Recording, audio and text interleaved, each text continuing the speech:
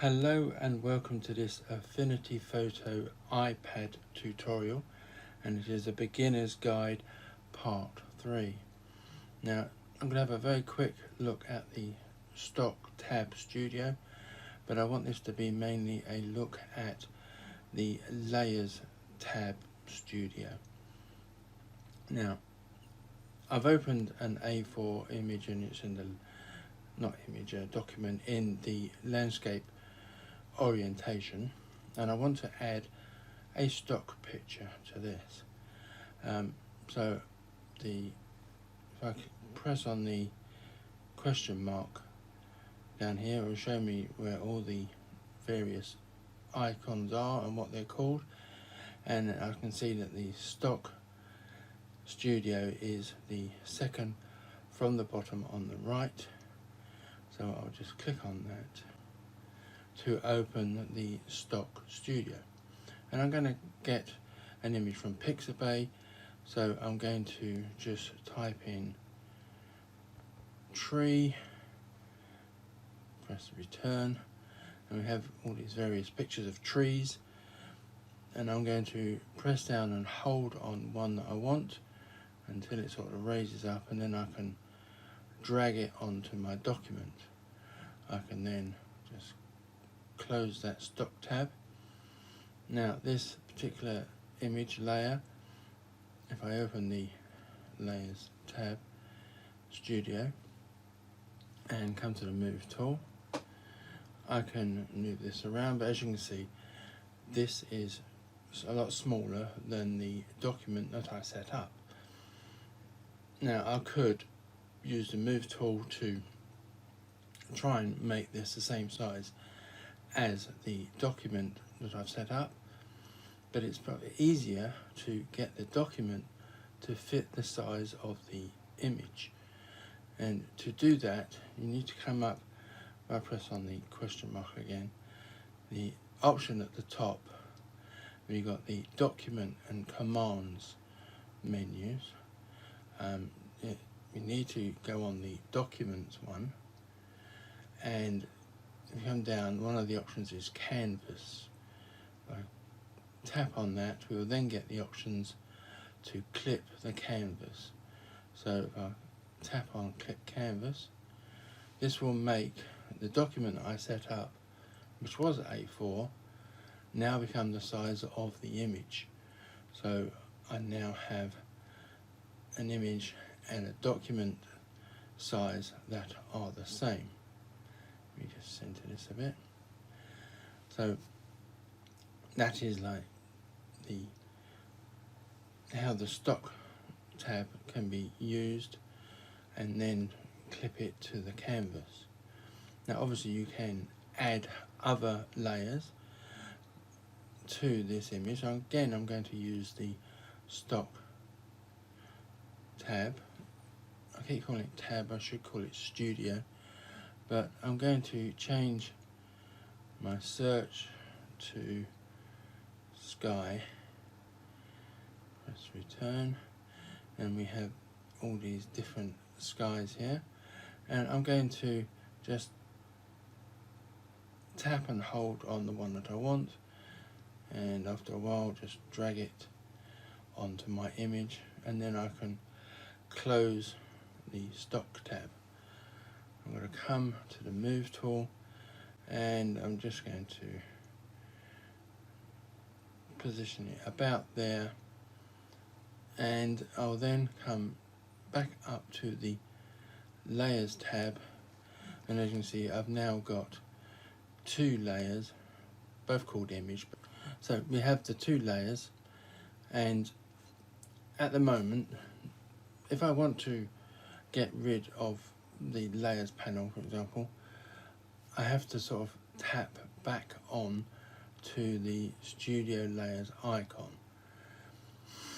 But if you look up into the top right of this layers panel, and this will be true of pretty much all the studio tabs, there's this little pin icon that is highlighted. If you click on that to take the highlight off, you can now close that panel just by clicking anywhere on the page. You don't have to keep clicking back on that icon. So you can just very quickly keep turning it on and off. But if that little pin is highlighted, you can tap on the document and it won't shut. You do have to keep pressing the icon that opened it, or some other icon, so open a different studio, and then that will shut that particular studio. Now the icon next to that pin are 3 lines. If you click on that, it will open up a menu where you can do things like select all, lock, hide, show, and other various items. So I'll just shut that down. And then below that we have 5 icons going from right to left. We have a dustbin, which will mean if you have a layer highlighted, so I just need to tap on one, and if I tap that dustbin, it will then delete that layer. Next to the dustbin we have a plus sign. If I click on that, you can add pixel layers or fill layers, pattern layers. The icon next to that plus sign is where you can make a group for pictures and certain layers, or select lots of different layers and make groups of them, or clicking it again will ungroup. The icon next to that group icon is where you can merge down, merge visible, or rasterize layers. And the next one to that is like the more icon. It's 3 little dots in a circle, and clicking on that will give you more options. Now if we go directly down to the bottom, where it's got tag, you got, at the moment it's set on no colour, which is the white circle with a blue line for it, and next to it we have lots of different colours. So if I click on, say, the yellow one, and then I go back to layer options, that layer is now tagged in yellow. So you could group together lots of different layers and give them the same colour, so they are all working together. So if I go back to the more tab, now we'll go to the top of this at the moment. In fact, what I'll do is let me just shut this down a second, and what I'm going to do is I'm going to click on the view tool and move this image down here, so when the layer panel is open, it's not going over the image. You can see what is happening to the image. Let me open up that again. So at the moment I have the image on the bottom layer of the tree, and on the top layer I have this sky. So the first, no, it says no selection there, so I'm guessing I do not have a layer selected. No, I don't. This is something I find a bit slightly annoying with the iPad version. On the computer, on my PC, I could see that whether the layer is highlighted or not, but because it's a different menu, if you accidentally forget to highlight a layer, you have to keep going backwards and forwards, but it's something I will get used to. So I will highlight the layer, then go on the more menu. So you need to take note where at the top, at the moment mine says image, but if you had renamed it, it'd be something else. But if no layer is selected, it would say no selection. So I have this top sky image selected, and if I lower the opacity with the slider, as you can see how that is sort of affecting and blending in just with the opacity. Below the opacity slider we have currently set by default on normal, and this is the blend modes. So you've got a left and right arrow to the side of the word normal, and you can cycle through the different blend modes and find one that you like. I'm guessing it's probably going to be around the overlay mark. Yeah, see, overlay is quite good, and then you can also then adjust the opacity and just get a different effect that way.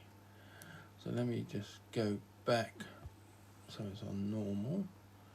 This is another thing I'm not a big fan of in the iPad version. It's so much easier to get a menu that like on the PC. Below the blend modes you have like 3 icons where you can make a layer visible or not, because if I come back to this here, in the right of these layers there's a little tick, and if you click on that it will make an image or layer visible or not visible. So if I turn that off now and come back to here, that visible icon is now gone dark, so because I turned it off, but you can turn it back on from that position. Now lock will just lock a layer so you can't sort of resize it and accidentally move it. Solo, I have had a quick look at the help file, and it says something along the lines of it will make it so you're only looking at one layer. If you have multiple layers that are interacting with each other, if you click on solo it will hide all the other layers other than the one you got selected, so you won't get distracted by some things that are on the layers below or above. Gamma, I'm guessing, is changing the lightness or darkness of certain pixels. I'm not going to alter mine at the moment. And the options below gamma, they're all sort of like part of the blend range. Now at the bottom you've got 2 boxes, one that says source, one says destination. These are the blend ranges. Now if you click on, say for example, source, you can click and move this line around and blend in the top layer with the layers below, and we have a little, to the right of this we have a little arrow. You click on that, it will reset. So if I, and you can just click in, say, the middle of this line and drag this down.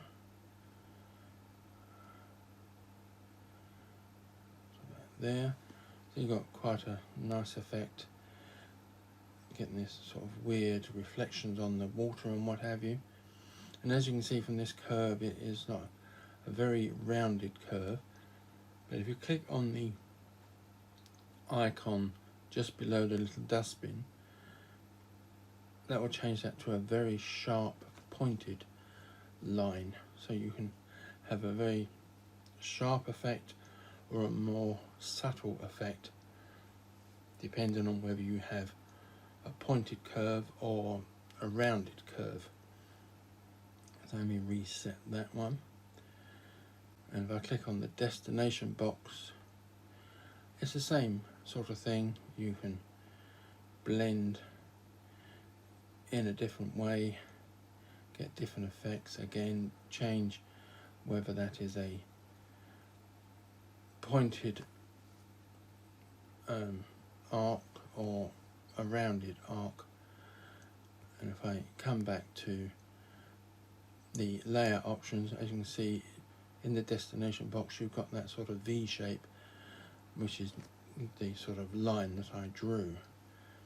Now you can, above that you have the word master, And again, you've got left and right arrows, but you can change the blend range of the red, green and blue channels, or master, which affects all.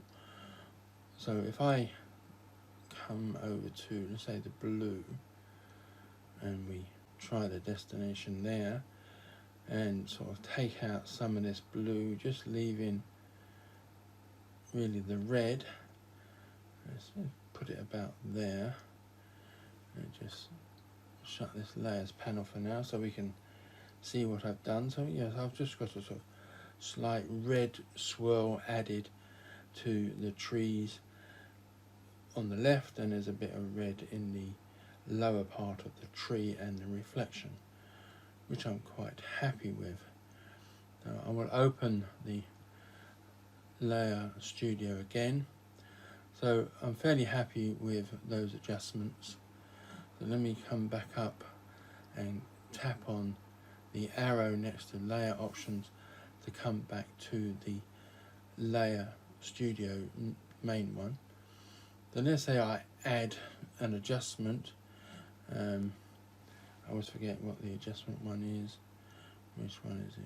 Oh, it's these three dots up here. So if I click on this adjustment, and what should we look for? Let's try a bit of brightness and contrast, and we'll go for the darker adjustment. And now that I've clicked on that, we've got options at the bottom here. We've got brightness, contrast, linear, opacity, merge, reset. I'm going to leave the settings as they are and come back to the Layers Studio. So as you can see, that brightness and contrast adjustment has been added at the top of the layer stack.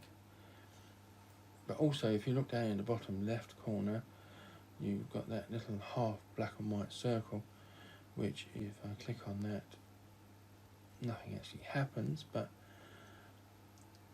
if I choose a different layer, say the layer below, the adjustments have disappeared. But if I click on that little half black and white circle that was at the bottom left, it has added another brightness and contrast adjustment and reopened the options to change. So I don't need two adjustments. So I've got one highlighted, and I'm just going to press the dustbin to delete it. So that new icon down in the bottom left, you can sort of add another duplicate of the adjustment or whatever comes up down there. So I now have 3 layers, and if I want to highlight more than one layer, if you press on a layer and swipe to, I think it's from right to left, it will highlight another layer. So I've now got 2 layers highlighted, and I could then do the bottom one as well, swipe across. So all 3 of those are now highlighted. So if I now press the group icon, which is the middle one just above the layers, it will group all of those together. So I think I'll leave that there. We might look at the layers panel. There's obviously still things I need to learn about the layers panel and the iPad version in general, but I'm getting there. So thank you for watching, and goodbye.